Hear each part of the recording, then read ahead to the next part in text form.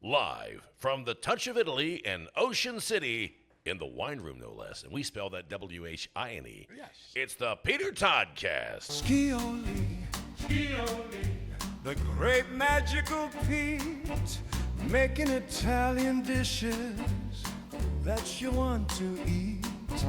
Scioli, the culinary king.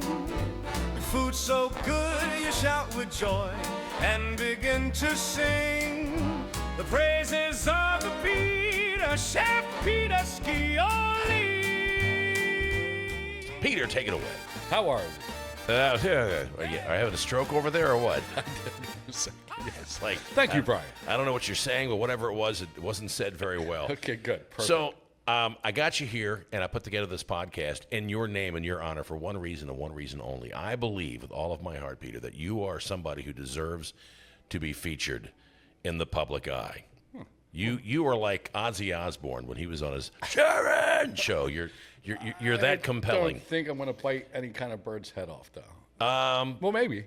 Fellow employees, maybe. Yeah, maybe. That could happen. Okay. Literally speaking. Cut the snake, cut the heads. What's it called? Cut the head off the snake? Yeah, something like that. Okay. Don't tread on me, buddy. Don't tread. So you've been here for a very long time. How long have you been at Touch of Italy? Going on 16 years, a hard 15.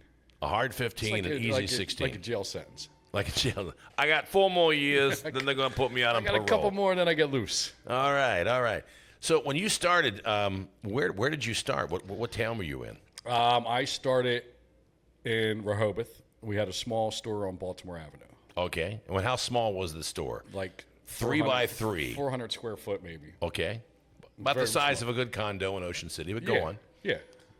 Same. Yeah. Like mine. Yeah. Thanks. I modeled it after the kitchen I used to work in. I seen that. So you started 15 years ago, almost 16 years ago, in a small place in Baltimore Avenue in Rehoboth. And what kind of food were you guys serving back then? We were just doing hero sandwiches. Michael had just learned how to make the mozzarella.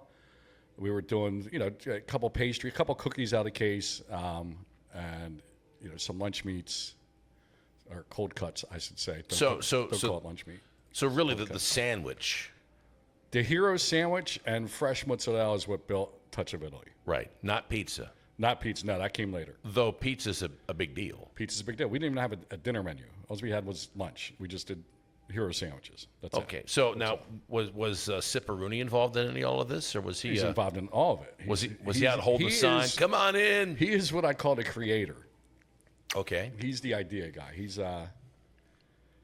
So he's like the doctor on the island of Dr. Moreau. He's making the creatures and hobbling it all together. Yes, he is. Okay. That's a good way to put it. So how long were you guys in Baltimore Avenue? We were there for about another year, I think. And then we opened up Lewis in 2010. Right. And then we opened a bakery after that. And then we opened up Route 1. And that's about when so it was probably there for another 2 years. Right. Yeah. So what's your favorite part? I mean, you left there and you became like what? Didn't you work in Lewis for a while too? Opened Lewis. Yep. Worked at deli there. Then eventually brought the pizza station in. Had to do that. Now, was that the fire-breathing dragon pizza, or was it just the standard issue, put it in the oven at 425? No. We were making the dough there. We made everything in Lewis until we opened up the bakery. So the dough was being made there, the sauces, everything. I remember we had one chest freezer. We had it was like we pieced it together inch by inch. Bob would drive up to New York, get some product, bring it back down, and By the way, in case you're listening, the tapping you're hearing is the sound of Peter's hand hitting the table that the microphone is attached to. I was told not to do that. Yeah, and apparently following directions is not his forte. But you were managing in Lewis there, right? I mean, you were like running the show. I was our first general manager there. So, awesome. Yeah, it went along. So when did you become like the culinary guy? Because you're like the head of culinary. Right? Correct. I don't know. I was just always involved with the food step by step as we went. Growing up, my mother was, still is, a great Italian cook and baker. So, I never left her side when she was cooking it. I just, I love food. So you watched her, you learned from her? Never left her side. Really? Even to this day, you're still, she's here right now, ladies and She's here. gentlemen. You just can't see her. That's right. She's attached to Peter's side. Right. I got her on a leash over That's here. right. Great. That's what I wanted to hear. Yeah. So So has that helped you become like a culinary kind of guy? 100%. That's what made me fall in love with food. Everything she made was just so great that I couldn't say no to anything. And I wanted to learn how to do it because that art is gone. Did you do this kind of work before you started with? I worked in and out of restaurants, half my life. I worked for my father for years, and Did he have a restaurant? he did not. But you worked for him. What kind of work did your father do? Antiques, used furniture. Antiques and used furniture. So, Yeah. so did you restore them, or did you actually sell them on the floor? No, we had a big 16,000 square foot building we would sell. Wow. Yeah. Did you get a lot of people coming in? We did.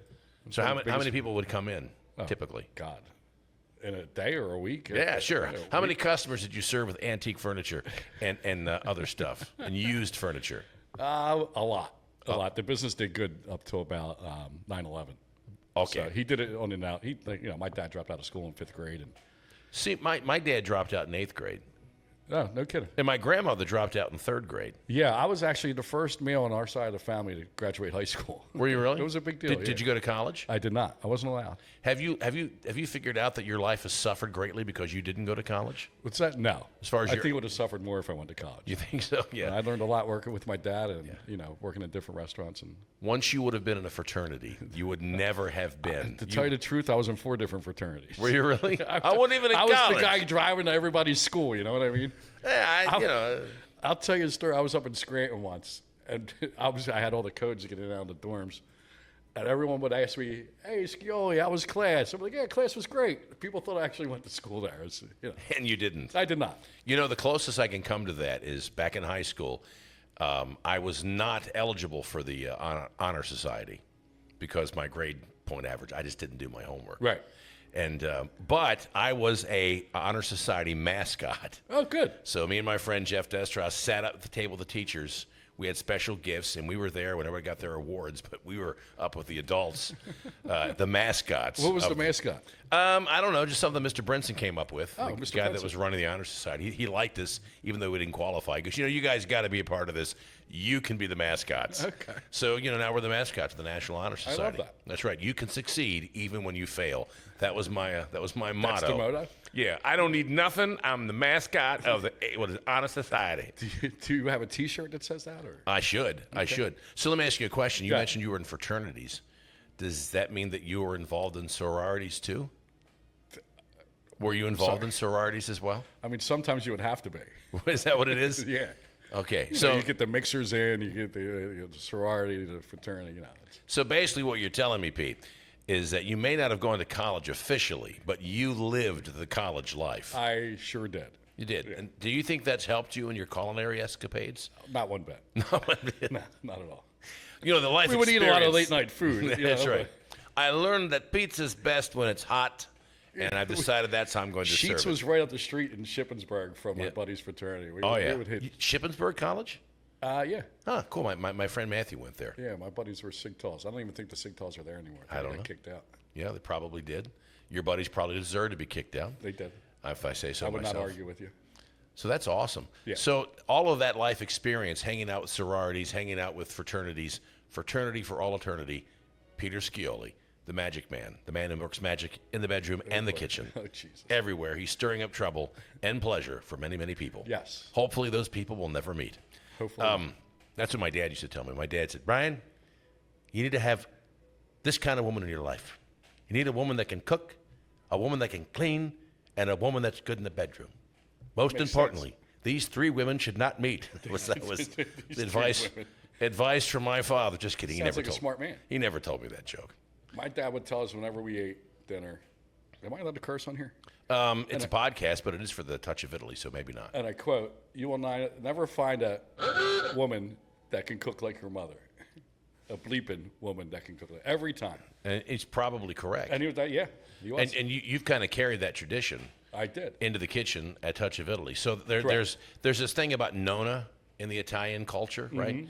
Nonna's cooking, and she's the one that provides. In fact, my sister married into an Italian family, the Tremontes, And their mother, Fortunata, she never learned English. She was here for 40 years, never learned a lick of English. But anytime you walked in her house, she would feed you. Yeah. Whether you were hungry or not, you were getting fed. You had to eat. You couldn't say no. You did. If No, you said no, you get beat.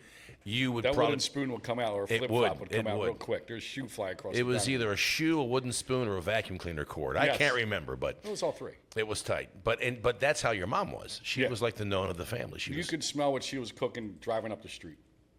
and you knew I'm gonna be home for. Now, did all your friends go to your house when you were a kid? All my friends used to call my mom Betty Crocker. Really? It's kind of offensive. Well, it is. It's like I know boxed It's a term cook. of endearment, I know, because I she know. could cook, whatever she did. That's right. She's So, great. so is it true that a true Italian, Peter, because you're Italian, right? I am. They don't have like bottled or sauce. They won't go for a can of sauce or No, you got to get the tomatoes. yeah. You got to make it yourself. Yeah, 100%. You know, we should talk about that. We should talk about all the things that you are involved in and that Touch of Italy is involved in.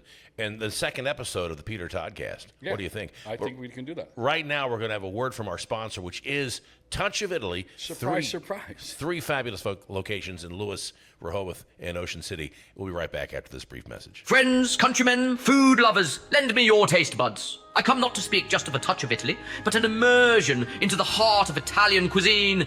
Every plate crafted with passion, every bite a revelation. From rich pastas to irresistible cannoli, your taste buds will feel reborn. Come, taste the legends at our 3 locations: Lewis, Rehoboth, and Ocean City, Touch of Italy, where the soul of Rome meets the heart of the Eastern Shore. Okay, I don't know who did that commercial, but he's a very talented man, I must say. So we have a special segment before we close out. We have actually reached out to celebrity chefs all over the world of Italian cuisine. And we've asked them to actually write a limerick about you, Peter Scioli. Because nice. people don't know this, but the magic man over there is world famous for his culinary delights and skills. There's a couple of them. Which one's this? This is Chef Al Dente. Oh. And he's written what I consider one of the best limericks ever. He's a very passionate, large man, loves to eat his own food. Let's take a look at what Al Dente has to Got say. a hell of a handshake, the guy. I met him when we met, yeah. Those are meaty fingers, there's They no are. They're doubt. like sausages. Take it away, Chef Al. Peter Scioli, Touch of Italy's master. His saucy dishes are chock full of pasta. With flair he creates pure magic on plates. So tasty, you never shout basta. All right, thank you. That was a great limerick. I'm looking forward to Chef Salmonella, what he's got going on. Sal's a great guy, absolutely great guy. Is he? He is. He's a great guy. Okay. You know, he's got an infectious personality. All right. So, yeah. He just makes you clench your gut all the time. Oh, God. In good humor. I can't wait for him to cook. All right, so we'll be back next week with another exciting episode of the Peter Toddcast from Touch of Italy in Ocean City. Thanks for joining us, and thank you, Peter, for being the man, the myth, and the legend. Thank you very much. Ciao, ciao. Scioli, Scioli, the great magical Pete, making Italian dishes that you'll want to eat. Scioli, Scioli, the culinary king, food so good you shout with joy and begin to sing the praises of the Peter Chef, Peter Scioli.